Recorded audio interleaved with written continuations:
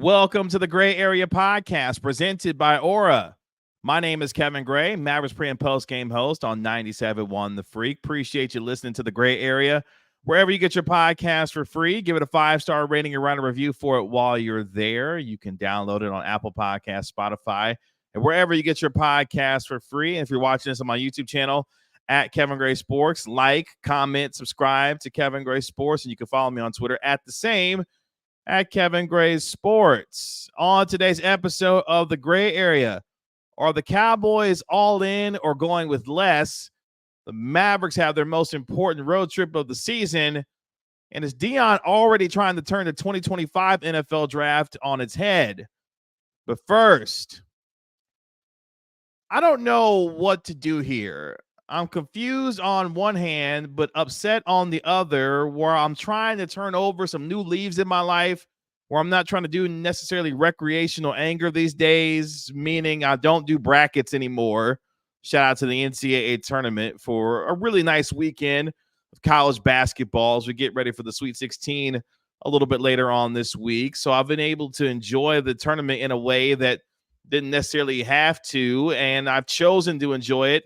And it feels a lot better these days. But when it comes to, my NFL team, the team that I cover here in Dallas, the Cowboys, where, yes, if you've heard me and listened to me on this podcast, you know that I'm a third-generation Cowboys fan. I'm not going to get to the history honors because you've heard that before. Just know that silver and blue, I bleed when it comes to the Cowboys. And while, yes, I do enjoy that football team, I also can cover them objectively and have done so for years now. But I'm at a point where I just don't know what to do, because on the one hand, Jerry Jones said at one point this offseason that the Cowboys were all in on the 2024 NFL season. And now, as the league meetings have taken place in Orlando, Florida this weekend and into this week, he got out there in his doodle pad and all, scribbling for 45 minutes to an hour about how the Cowboys can do this because they've got Dak and they can do it with less. Now, let me set the table here.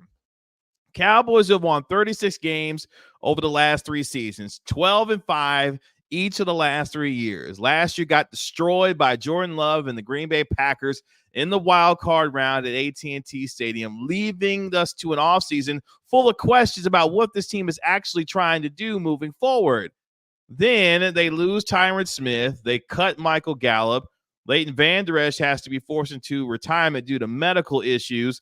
Tyler Biadasz walks with Dan Quinn to Washington. Tony Pollard goes home to Tennessee, of course, where he's from, to play with the Tennessee Titans, among several other players that have left this football team. 5-6 starters not going to be on this same Cowboys team that was on this team last year and over the last few seasons that won, as I mentioned, 36 games in the regular season. Only the Kansas City Chiefs have won more games during that span in the regular season in the NFL. But yet Jerry figures out, he's got the bright idea that the Cowboys can do more with less this season. No, they haven't extended Dak Prescott to give him a new contract that will allow him to stay around here long term. So he enters this year with a $55 million cap number right now as it stands if they don't get a deal done. They haven't appreciably replaced Tyron Smith at left tackle. You say, Kevin, now hold on. There's this thing called the 2024 NFL draft that Stephen Jones has hinted at the idea that they're going to be taking an offensive lineman pretty high in this draft, to which I say, okay, that's cool and all, but are you going to move Tyler Smith over to left tackle to be the heir apparent for Tyron Smith, who you let walk to New York? Because, Jerry, you told me that if you signed Tyron Smith to the incentive-based deal that he got in New York and he reached all the incentives, that would have broke you in the Cowboys financially.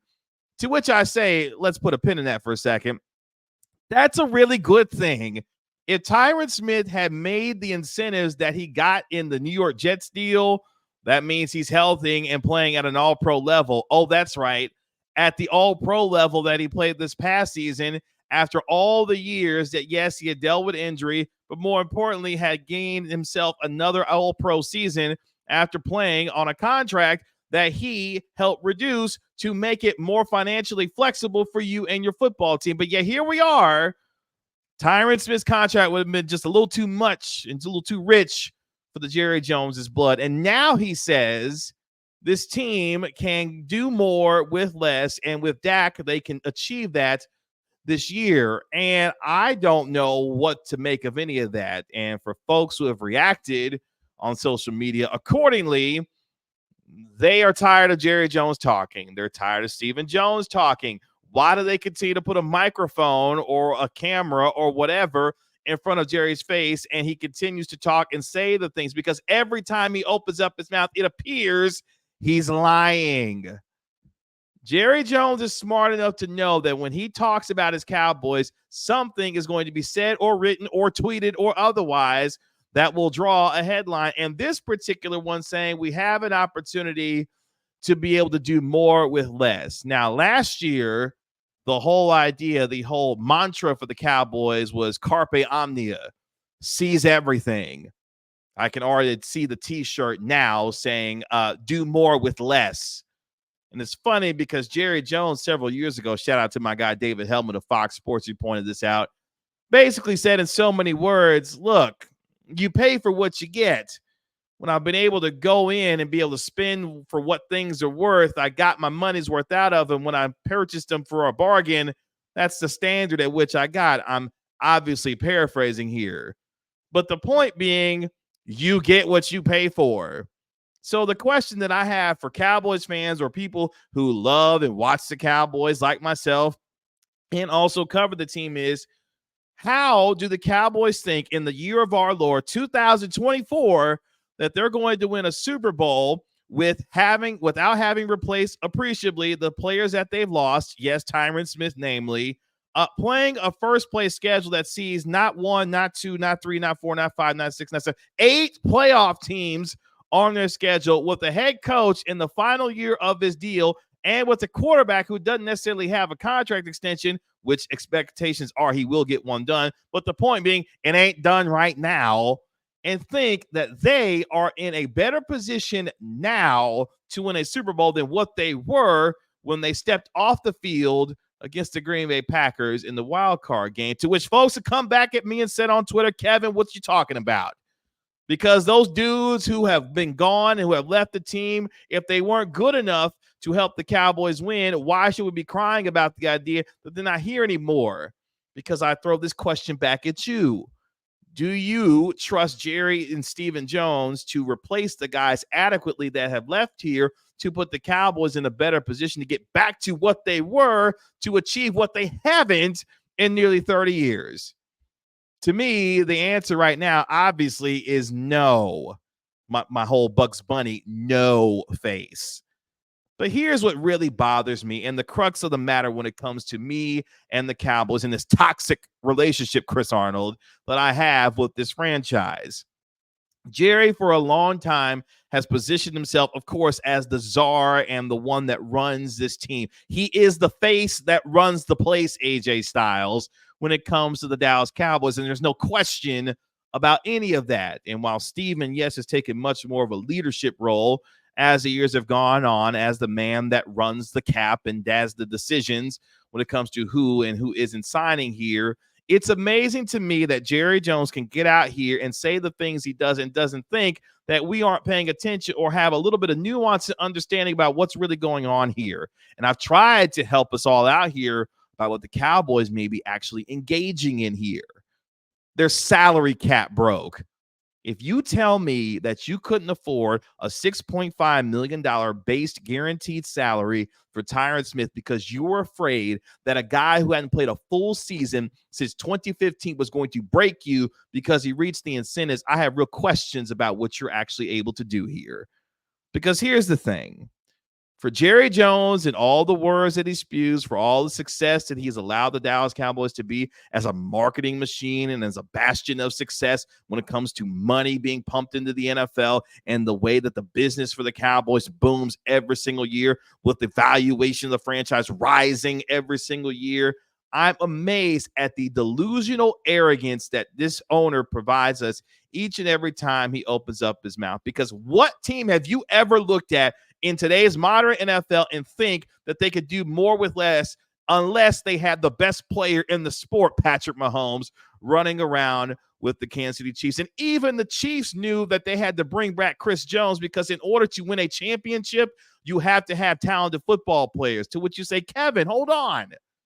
The Cowboys got Micah Parsons. They got CeeDee Lamb. They got Trayvon Diggs. They got an all-pro corner in Deron Bland. They got an all-pro quarterback in Dak Prescott. How come they can't be in a position to do more with less? Because no team in the NFL can do more with less and decidedly win a championship. But for all of this talk, Jerry Jones simply thinks that he can get over on me and you, and initially and most of the time think he can play Cowboys fans for stupid. It's the delusional arrogance, as I mentioned, and the insulting of my intelligence and your intelligence that really baffles me at this point, because there's too much information, there's too many resources, and there's too many things to point to the idea that folks are a lot smarter than what Jerry gives them credit for. And that's the thing I want Jerry to start doing for us going forward here. Start giving the people credit for being a little bit smarter than what you think they are, Jerry, because they can see through the BS. They can listen through it too. And while you're doodling on your pad a whole bunch of nothing, you're doing the same in free agency. And for a lot of Cowboys fans, they are sick of it. And I kind of am too. But again, I've tried to turn over a new leaf. I've tried to do some different things when it comes to the Cowboys. But at the same time, I can't help but allow this to fester at times, because I just cannot believe that Jerry would look at you and me and think that we have no idea of what's going on here.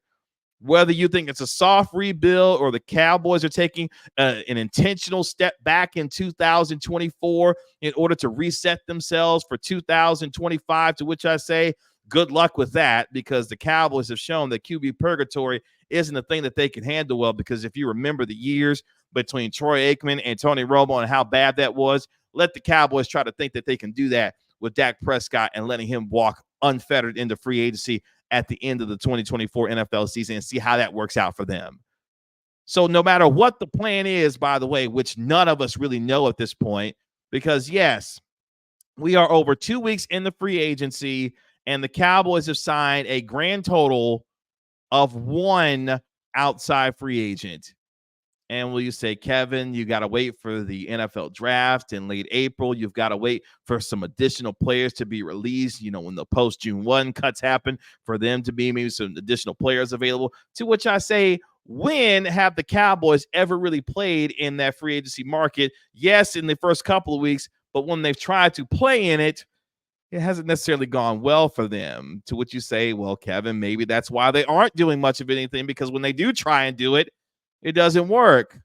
All I know is anything has got to be better than this, because the amount of frustration and anger from a Cowboys fan base who heard Jerry Jones, whether you believed he was saying he was all in or not, the words were uttered by Jerry Jones. And now just a few short weeks later, it's about doing more with less. No wonder the Cowboys continue to be the laughingstock of the NFL, because they can't make up their damn mind on who they want to be. But at the same time, they have to figure out what they want to be going forward as a franchise. And guess who's going to continue to lead it as long as he is still around? That's right, Gerald Wayne Jones himself.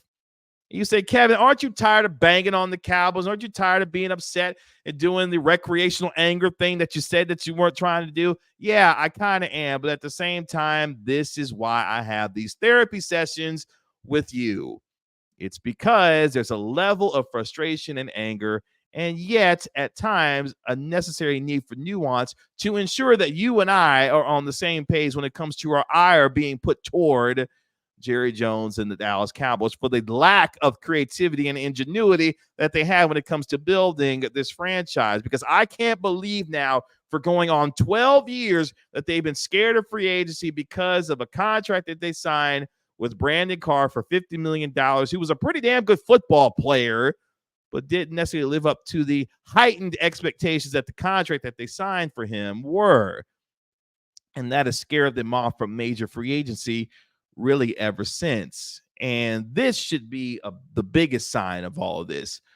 For the guy that they believed in most when it came to this defense in Dan Quinn, who helped change the culture and the defensive identity for the Cowboys over the last few seasons, when he said that he wanted Bobby Wagner over the last couple of years, as we've come to learn, as we've heard that Dan Quinn wanted Bobby Wagner each of the last 2 years, the Cowboys said, actually, no, we're good here. Even though this team has been desperate for linebacker help, and yet they didn't invest in that position, even when the guy that they believed in had turned around the culture of the defense, said, I want that guy. That tells me all I need to know about what this Cowboys team is. They are who they are. They believe that their way is the best way and will continue to lead down a path that may not necessarily deliver a Lombardi trophy, but at the same time, they will continue to be number one in the headlines. Jerry Jones will continue to make all the noise that he wants, even as empty as it is, and still leave Cowboys fans wanting for more, even though nothing has been given to them or shown that it can be given to them for now nearly 30 years. I don't know what to do anymore, and maybe that's the best thing. Maybe I should just leave it to be for them to figure out and then just enjoy whatever ride the hell this is and then figure it out from there. But my goodness, that one, as you can tell, got me a little burnt up this weekend. I was doing well with my kumbaya and my lavender and sleeping well and all this other stuff, and then Jerry Jones had to get out there and say that. And that's what a Cowboys fan's experience is. It's a roller coaster ride of emotions that I'm trying to get off of, but yet, like anything, it just continues to pull me back in. Jerry Jones did it one more time. But here we are. Thanks, Jerry. We'll see what happens with the Cowboys. But hey, man, do me a favor, Jerry. Quit trying to play me for stupid.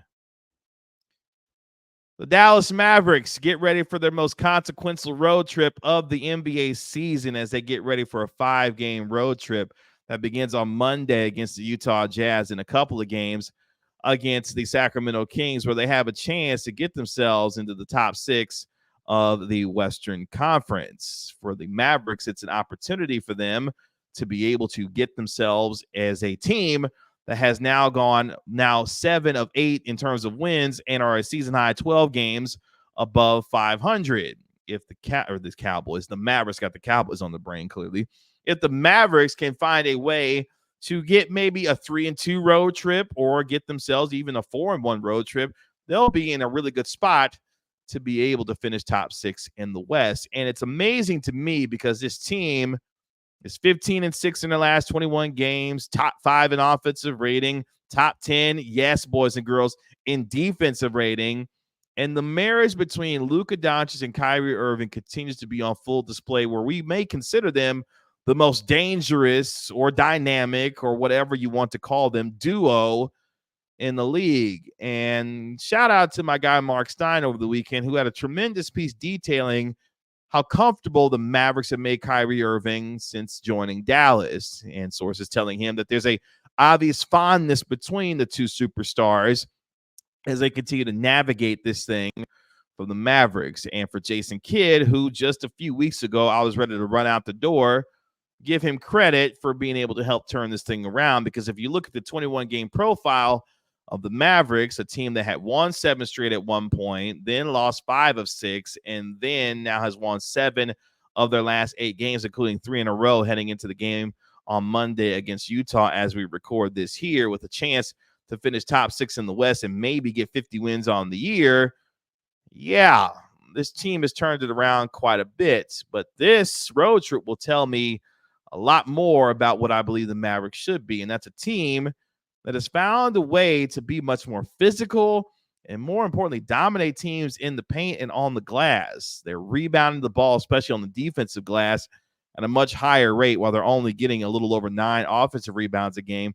This is a team that's dangerous. And when you look at the hierarchy of the Western Conference, yes, Denver sits there at number 1. Oklahoma City, you've got the Minnesota Timberwolves, the Los Angeles Clippers, New Orleans Pelicans have been balling out this year. Zion Williamson apparently losing weight and finding 25 pounds to shed after the in-season tournament, and he's been balling out for the Pelicans. They've got a situation, though, with Brandon Ingram that they got to deal with, where he's got a bone bruise in his knee, but nonetheless, the Pelicans have been playing terrific ball. Sacramento can score with the best of them, but can't stop anybody. And then, of course, you got the Phoenix Suns with Bradley Beal, Kevin Durant, and Devin Booker. If that trio can consistently stay healthy, they're one of the most dangerously good scoring teams in the league. So the Western Conference has been stacked. The Mavericks, who find themselves in the middle of that, could be, by the time they get to season's end, if they are in the play-in, duking it out with Phoenix, as I mentioned, with Durant, Booker, and Bradley Beal, with LeBron James, with the Golden State Warriors, unless the Houston Rockets, boys and girls, find a way to crack the top 10. Because I don't know if you've been paying attention to what's going on in Houston. They've won 8 straight games. Jalen Green has turned himself into a baller. They've been defending pretty well for the most part this season, but they've turned it up a notch. And Ime Udoka's got that group just a game behind the Golden State Warriors now for the 10th spot in the West.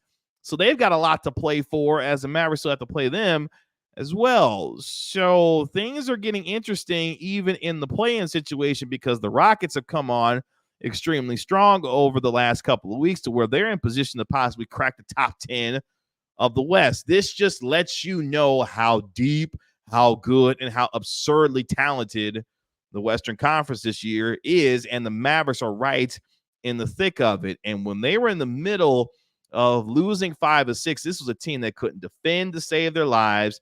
Obviously, for Luka Doncic and Kyrie Irving, the frustration of losing despite the exploits that they were putting on offensively was starting to get to this team. But now they have found a way to turn it around with their defense. And this team will go as far as their defense takes them this season.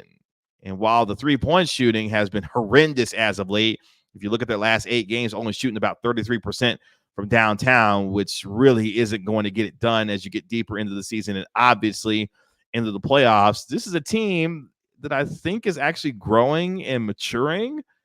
A team that's won 20 games in the clutch this year, which is the best in the NBA, has found a new measure of poise to be able to win games down the stretch, but also to play with a newfound physicality and energy that hasn't been seen at all in the Luka Doncic era.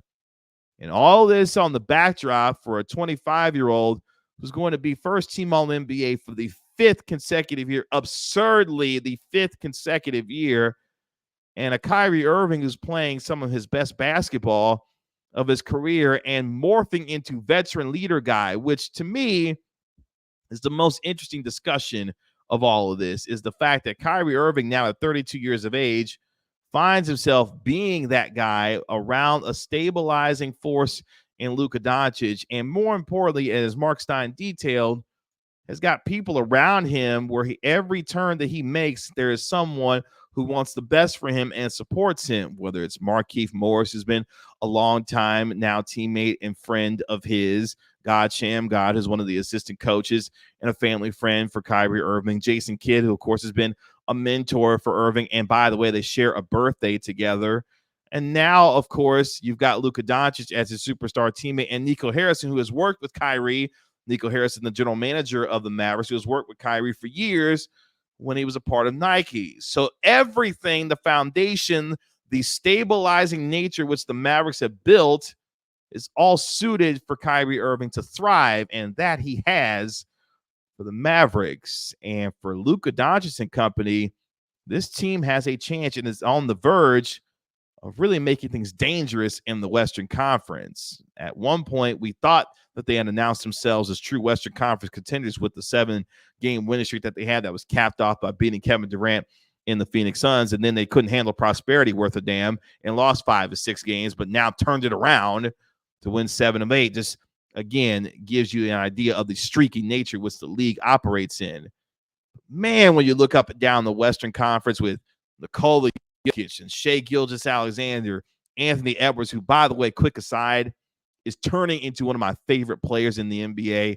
Do yourself a favor, YouTube, Google, whatever your choice of medium is, and type in the words Anthony Edwards dunk highlights, and you'll see some of the most athletic stuff that you'll see in today's NBA. Anthony Edwards is a monster, the superhero Ant-Man out here doing his thing. But again, it gives you an idea of the talent level in the West. I didn't even mention Kawhi Leonard and Paul George. I talked about Zion Williamson just a second ago. among all the other stars in the West. And old man LeBron James, alongside his sidekick Anthony Davis, who just won Western Conference Player of the Week after the Lakers went 3-0 last week. The West is stacked and it's tough. And if the Mavericks can navigate themselves through it and get to the top 6, they are the proverbial nobody wants to see them play team in the West. And that should be a good sign if you're a Mavericks fan or really just an NBA fan in general, because no matter what, if you love the NCAA tournament, if you love playoff basketball, which we are just about to be on the cusp on, or if you're a fan of regular season basketball down the stretch, this time of the year for you and I is a hooper's dream. You got March Madness going on. You got the NCAA women's tournament going on with Dawn Staley in South Carolina, with Caitlin Clark in Iowa, Kim Mulkey and her controversial self with LSU, while LSU tries to navigate themselves to a national championship. Stanford, who's really good as well. There's a lot of intrigue in the NCAA and men's tournament, and also down the stretch of the regular season in the NBA, where there's a bunch of games with playoff implications still to go. So for you and I, who are basketball fans, if you are, this is a paradise for us because we get to enjoy hoop pretty much every day for the next couple of weeks. And then, of course, that leads perfectly into the NBA playoffs with the play-in and the play-in tournament and the NBA playoffs themselves as we move toward the NBA Finals, of course, in June. And hopefully for the Mavericks, they're making the kind of deep playoff run reminiscent to the one that they made in 2022 when they were able to make it to the Western Conference Finals by surprise before eventually getting bounced by the Golden State Warriors. But for Luka Doncic, Kyrie Irving, this Mavericks team, hopefully they can start to shoot the ball a little bit better from three. But more importantly, they continue to play with the consistency, the energy, and physicality that has helped them become a much deeper team. Shout out to Daniel Gafford and PJ Washington, but also a team that's extremely dangerous come Western Conference playoff time, because if they can, yeah, man, they're going to be a lot of fun to watch with all of these teams in the West, because you look it up and down the West right now, teams on 2, 3, 4-game winning streaks. We talked about the Rockets on an 8-game heater right now themselves. The Western Conference playoff race is shaping up to be a good one. The NBA playoff races are continuing to shape up to be good, mainly in the West, though, because Boston right now, bombing away from three, beating down everything in their path. They're obviously cruising to the number 1 seed in the Eastern Conference. And the question is, can they put it all together to be the team that finally cracks through after all the talented years that they've had that have come up empty, even with Kyrie Irving being a part of some of that? And maybe they be the ones that are able to win the NBA championship this year. But this is a massive step forward. No, regardless of how this season ends, this is a massive step forward for the Mavericks. And for them, hopefully it doesn't end anytime soon. And the way that they've been playing right now, especially over the last 21, they might be playing for a little while longer than what we expected just a couple of short weeks ago, when the bottom of it started to seem like it was dropping out of it. But hey, that's why they play the games and why you and I love watching professional basketball, the NBA, and its form that it's taking. But the Mavericks, will see what they can do on this 5-game road trip. They got Utah on Monday, and then they play the second night of a back-to-back against the Sacramento Kings on Tuesday. Then they have a couple days off before they take on the Kings again in the 2 games that will have the biggest implications on this road trip for them as they move forward for the rest of the season. But shout out to Luka, Kyrie, and the Mavericks on a 7 of 8 game winning streak heater right now. And we'll find out how much better they can be as the rest of the season rolls on. Before I get out of here today, want to touch on this. We talked about a little bit earlier, with the Cowboys and all their shenanigans and what they got going on. And, of course, we're in the middle of springtime where you've got the NCAA tournament. You've got the stretch run of the NBA season happening, the NCAA women's tournament as well. But we're also getting that much closer to the NFL's annual selection meeting in late April. And, of course, the NFL having their spring meetings right now, where we've seen some rule changes come about. The swivel hip drop tackle, that's gone away, to which, by the way, real quick aside on that, current and former NFL players not thrilled about that idea. Might as well throw flags on them, according to J.J. Watt, because the physicality of the game is being taken away. It feels like one tackle at a time. And while, yes, at times it is a very dangerous tackle, see Tony Pollard and other examples of how that tackle can potentially end careers. It's interesting to see how the changing physicality of the NFL continues to be legislated when it comes to what's going on in the league. But that's another conversation for another day. The conversation I want to have for you before we leave today is one that doesn't have anything to do with the 2024 NFL draft, but it has to do with the 2025 NFL draft, because apparently Deion Sanders is already setting sights on how he's going to control that annual selection meeting a year from now. Deion Sanders speaking apparently this past weekend about the idea of what his son, Shedeur, who's a talented quarterback, of course, for Colorado, and star two-way player Travis Hunter, and what their prospects are going to look like in the 2025 NFL draft, to which Deion, on the $1 million worth of game podcast on Friday, said, quote, "I know where I want them to go.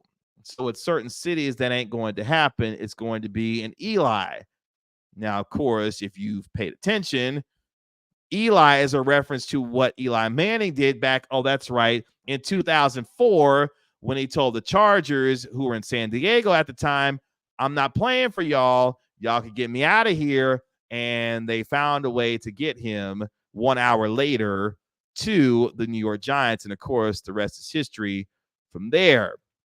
Deion has already said he doesn't want his son going nowhere near, quote unquote, cold cities, and some preferences that he has: San Francisco, Dallas, hello, Washington, Baltimore, and other landing spots. Deion saying, quote, "There were certain cities that fit." Of course, Deion talking about himself back in 1989. "Atlanta fit, and I want that for my kids, all of them. I want the right fit. Atlanta was the first time I saw black people in positions of authority. It blew my mind. It was real in Atlanta. I've never seen anything like that in my life." Now, Sanders, who believes that Shedeur and Travis Hunter are going to be top 5 picks in next year's NFL draft, wants to see these two get into the right situation, which, okay, in a lot of ways, is there a potential paradigm shift coming with the way that athletes, specifically college football players, control their narrative and how they're able to navigate not only that narrative, but doing it so in the public media space? Maybe. But Deion trying to yet set another foothold when it comes to not just college sports, but really the NFL, and the idea of control for his players to decide on where they want to go and leveraging that power to decide what their future looks like is interesting. And I think the more interesting conversation here, because look, no matter what quarterback you've watched who have tried this power move, whether it was Eli Manning back in 2004, John Elway, who did it way back when with the whole Baltimore Colts and Denver Broncos situation, players are displaying a level of power, control, and autonomy that we haven't seen really ever. Think about it. Marvin Harrison Jr. told y'all seen my tape. I'm not working out for y'all at the NFL Combine nor my pro day. Caleb Williams showed up to make his appearance at the NFL Combine, but didn't do anything. And players are realizing, look, if you want me, you'll take me based off of what I've done production-wise in the league. But more importantly, you are going to capitulate to the demands, kind of, to the ideas that I have and how I want to control what my draft process looks like, which, again, is something new and something different that we may have to start getting used to. But here's the rub here when it comes to quarterbacks, or really any player in the NFL, specifically though to the quarterback, in this case, Shedeur Sanders. Success is really tied to the place that you go, because Patrick Mahomes, who found himself in an ideal and really perfect situation in Kansas City, was able to sit behind Alex Smith and be able to be rendered and brought along by Andy Reid, and we know how that's gone.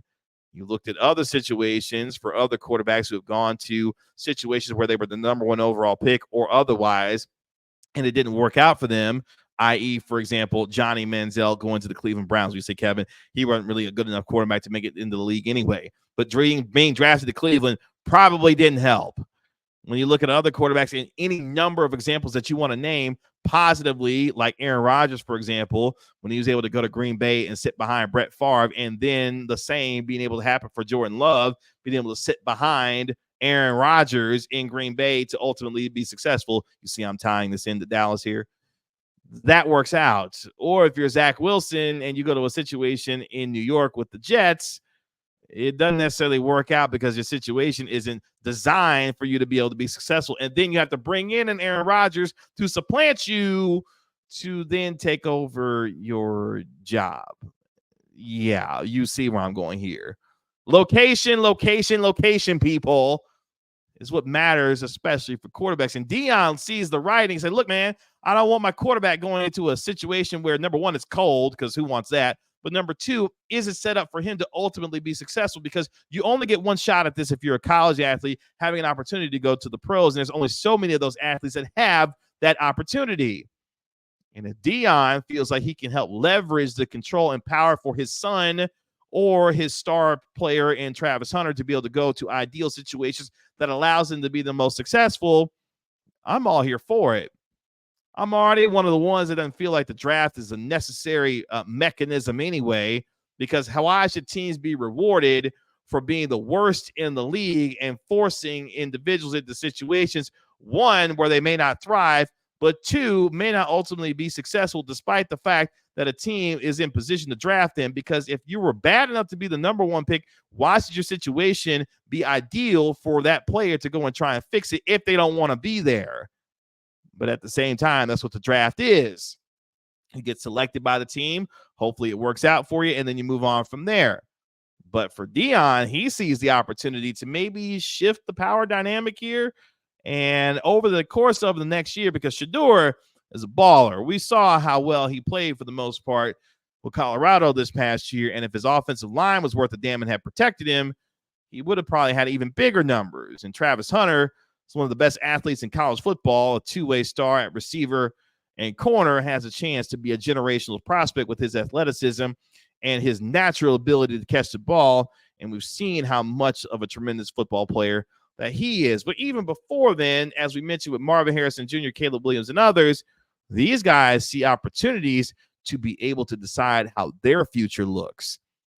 And all of this is tied into what we see in terms of the NIL, what we see in college football and college basketball, the ability to leave and control your own destiny, to put yourself in the best situation to maximize not only your financial capabilities, especially if you're not going to have a chance to turn pro, but if you do have a chance to turn pro, what gives you the best chance to be able to become better as an athlete, to be in the best position to be selected, yes, with the NFL draft still in place, to be able to maximize your playing career and your financial opportunities as well. But for Deion, look, he's going to continue to try and turn the world of college football upside down. He's already done a wonder for what Colorado has done in terms of admissions and the popularity around that program, even with the lack of success on the football field, which I do think will come for Deion Sanders. But at the same time, it's still a very much work in progress for him in his program. But he's got two cornerstones in his son, Shedeur, and Travis Hunter, who are trying to make things happen for them. And if they are going to be the darlings of the 2025 NFL draft, buyer beware. You may not get the prospect that you want in either Sanders or Hunter, because they may tell you no. And guess what you're going to have to do? Most likely nothing and like it. Because if these players want to go somewhere, we will see if they have enough leverage and power behind themselves with the mouth that is Deion Sanders to be able to make it all happen. But I'm interested to see how this goes, because it's another layer on what today's athlete looks like. Understanding power, authority, and what they're capable of doing to be able to be the best version of themselves on and off the field. Now it's up to them to figure it out based on what they're doing for their careers, so on and so forth. But shout out to Sanders and Hunter for trying to make a difference in what could be a changing landscape in pro football and in college sports. That's it for this episode of The Gray Area. Again, appreciate you hanging out with me here on today's episode. Make sure you download and subscribe to The Gray Area Podcast wherever you get your podcast for free. Give it a 5-star rating and write a review for it while you're there. And, of course, you can like and comment on this video as well, and subscribe to Kevin Gray Sports on YouTube. I'll be back on Wednesday with Interview Wednesdays here on the Gray Area Podcast. Until then, my name is Kevin Gray, Mavericks pre- and post-game host on 97.1 The Freak on the Dallas Mavericks Radio Network. Until Wednesday, I'll talk to you later. Peace.